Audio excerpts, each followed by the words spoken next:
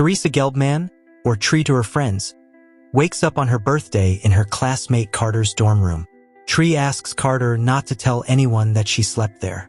As she leaves, Carter's roommate arrives and comments, "Dude, you hit that frying vagina or what?" Tree walks across campus, seemingly indifferent to everything and unkind to everyone. You haven't returned any of my texts. Yeah, sorry, I've been busy.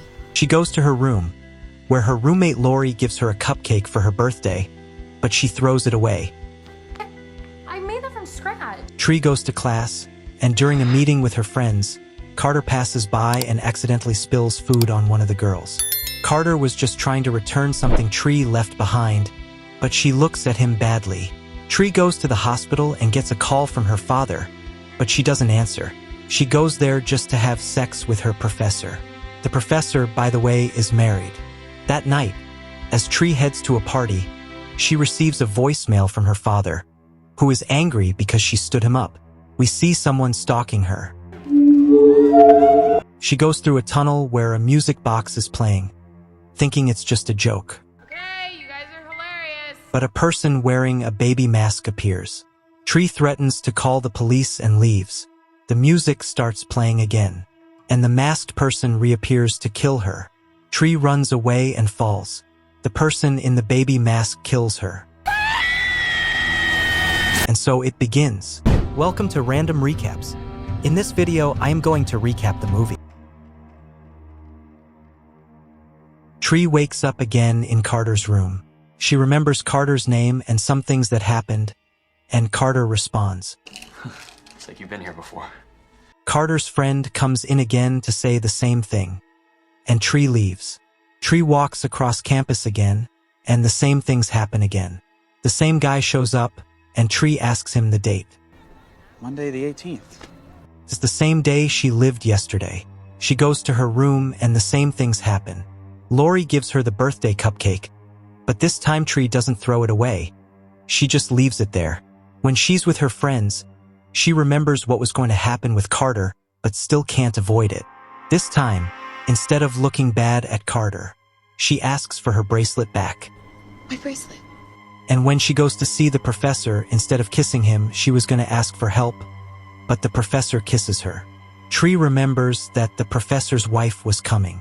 That night, Tree watches a video from her last birthday, and on her way to the party, she hears the voicemail from her father again. She goes through the tunnel with the music box again. "Run, bitch! Run!"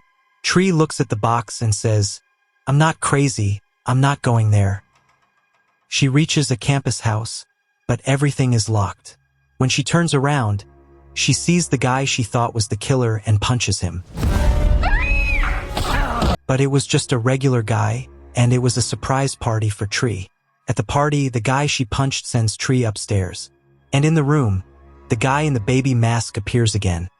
And it's the same guy who says, Welcome to the Pleasure Dome. and starts dancing. The killer appears and kills the guy while Tree is reading messages. She thinks it's the guy again until she realizes he was killed. Tree punches the killer, but he throws her on the bed. A guy enters but is too drunk to notice Tree asking for help. So he leaves. And Tree gets killed again. And Tree wakes up again. Now she's really scared and wondering what the hell is going on. She runs out, panicked, seeing everything happening again.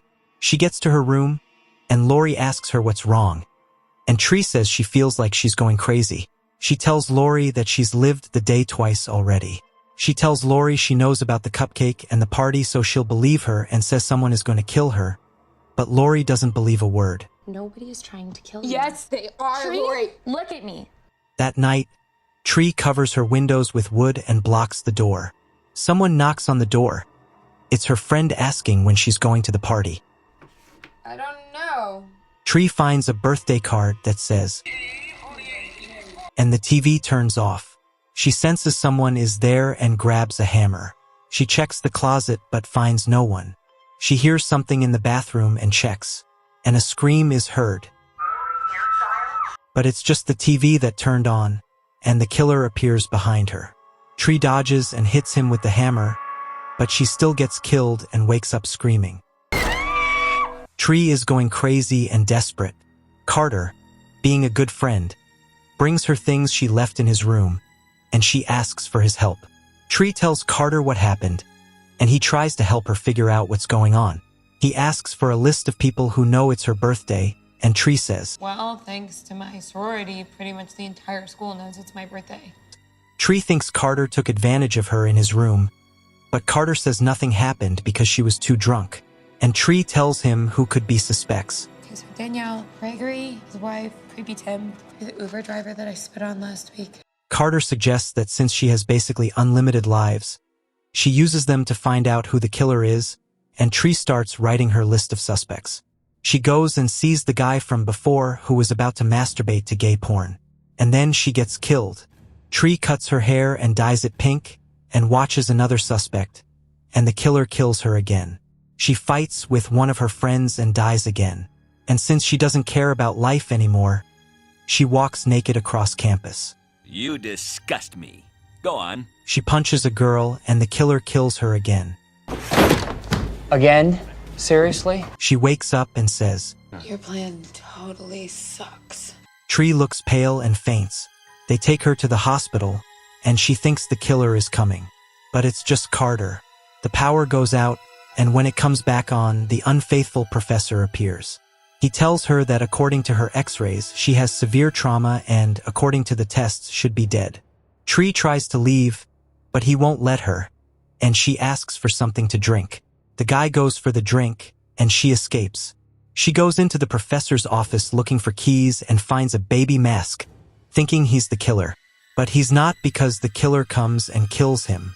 Tree runs down the halls, down the stairs, and out to the parking lot looking for the car. The car lock beeps, and she runs towards it. The killer breaks the window, but Tree manages to start the car and drives away.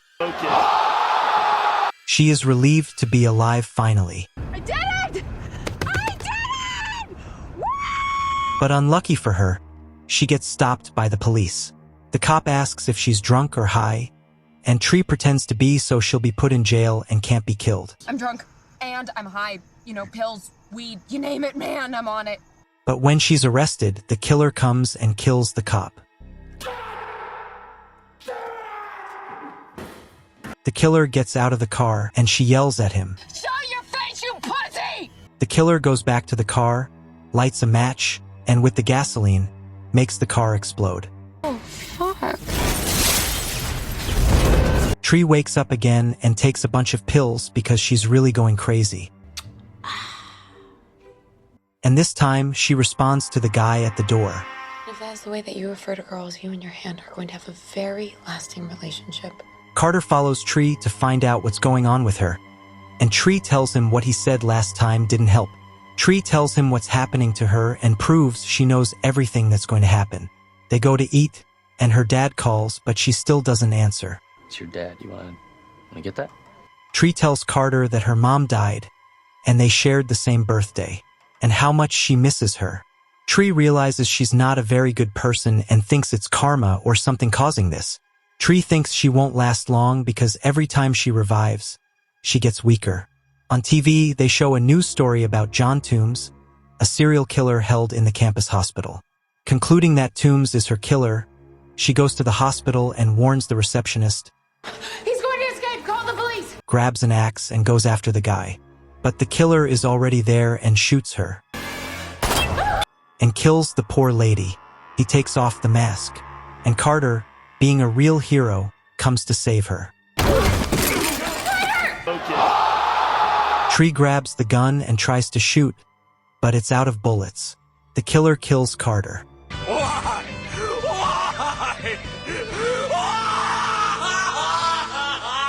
Tree runs away, hides, and punches the killer.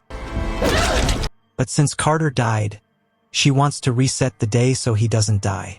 So she goes and hangs herself. See you soon, asshole. She wakes up and hugs Carter, thanking him for saving her life.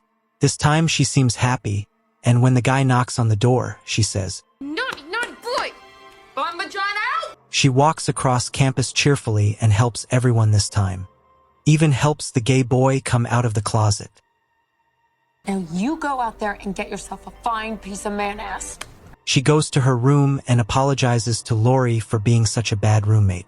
She breaks up with the unfaithful professor, and with her friends, she eats some fries.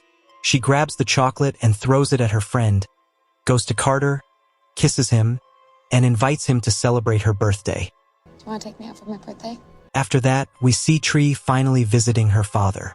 She tells him she misses her mother, resolves her internal pain, and decides to be a better person. And now, at night, she prepares to kill the killer. She holds a knife to the guard's neck and takes his gun. She warns him that the killer is going to escape and to go get help.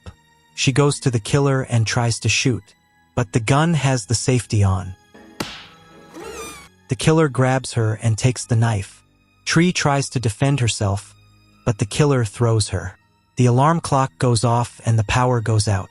Tree appears behind him, this time turns off the safety, and kills him. After that, she is with Carter, celebrating her birthday with the cupcake Lori gave her. She wishes for a new day, but the next day, it's the same again. What? Tree gets angry because she thought she had solved everything. I killed him! I stopped it! She goes to her room and starts packing everything.